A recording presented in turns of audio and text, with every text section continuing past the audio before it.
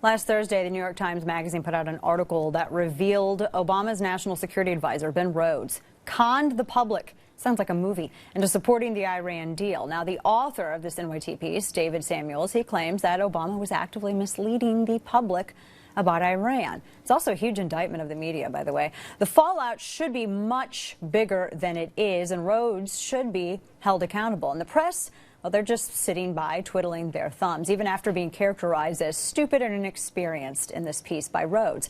Joining me now is founder and president of the Foundation for Defense of Democracy's Cliff May. Cliff, I don't know what I find. Oh, I find them in both equal parts stunning. The idea that somebody like Ben Rhodes has been able to even take over and be more influential in this administration than actual generals. And the idea that the media is not even reporting on the fact, I guess it would be self-indictment, but that they were duped, and that the fact that they are inexperienced, that so few have foreign bureaus anymore, that this just sort of played into how easily they were sold on this tale about Iran. What is your take on this? Well, I think everything you just said is exactly right. There's a couple of other things that need to be brought in here to understand. If you recall, President Obama and his supporters have said for years that President Bush and Dick Cheney cherry-picked intelligence. This was a tremendous indictment of them. And cherry-picking intelligence means they look through what the information supplied by our spy agencies, and they pick out what's useful to them and what supports their conclusions, and they throw away all the rest. Now, what have we learned here from David Samuels' piece?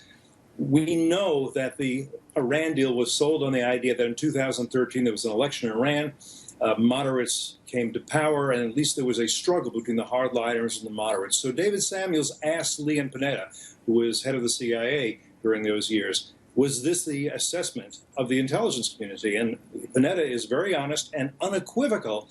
He says no.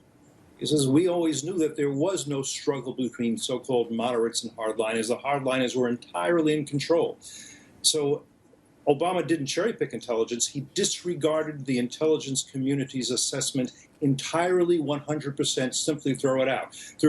And what's more, the 2000 elections, that's not what inspired these negotiations. We now know the talks with Iran began under Ahmadinejad, when he was president. He was no moderate. So this was entirely an act of fiction that surrounded it, and this was the basis on which this Iran deal was sold, to the extent it was sold to the public and to Congress. It was false, and it disregarded the entire intelligence community.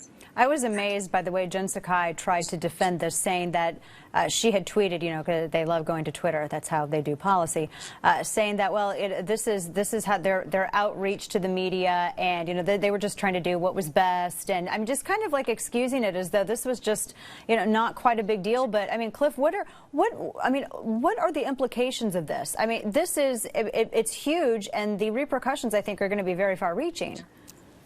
The repercussions are very far-reaching, because what really has happened in this Iran deal, if you understand it, is Iran has not been blocked from getting nuclear weapons. Iran's rulers have essentially said, we'll delay a nuclear weapons program that we do not acknowledge exists in exchange for the lifting of sanctions, many, many billions of dollars, and a pathway to being welcomed in the nuclear club within about 10 years. Now, the Obama administration's rationale is, look, you've got these moderates now. We're reinforcing them in 10 years. The Islamic Republic of Iran will be a very different place. But if the moderates are a figment of the imagination of Ben Rhodes and President Obama, then it's very hard for them to transform the society. So, in effect, what we're doing is saying that the leading terrorist sponsor in the world, that's according to the U.S. government, the Islamic Republic of Iran, will be welcomed into the nuclear club in 10 years. That's a tremendous danger. It's particularly a tremendous danger that will be not under Obama's watch, but you and I will hopefully be alive to see it, and another president will have to deal with it, and he will not have the tools that Obama has had. He will have the possibility of using military force, but nothing else, because the sanctions, the economic weapons, and the means of coercion, we've given that up, or we will have given. And it'll be a fully powered Iran with an economy that's surging. So, I mean, to put it in layman's terms, I still find this so... I am blown away. I mean, the entire deal with Iran, under false circumstances, under false pretenses, made up by Ben Rhodes. What's the punishment? I don't know that there is any, but we should be talking about this as you and I are. We should be debating this, and people should understand what this means. Also unprecedented. This is a subtle point, but it's an important one. Ben Rhodes has the title of Deputy National Security Advisor for Strategic Communications. In the past, under other administrations, the people who make policy and the spinmeisters charged with selling policy have always been separate. You didn't have Henry Kissinger fusing public relations and policy making in one person. We've never. You could say that a Karen Hughes or a James Carville had too much influence, but they weren't the policymakers. In this case, it's one person. He's 38 years old. He has no background in diplomacy, no background in the military. He's got a master's degree in creative writing, and that's what this was, an exercise very much in fiction writing. A degree in creative writing.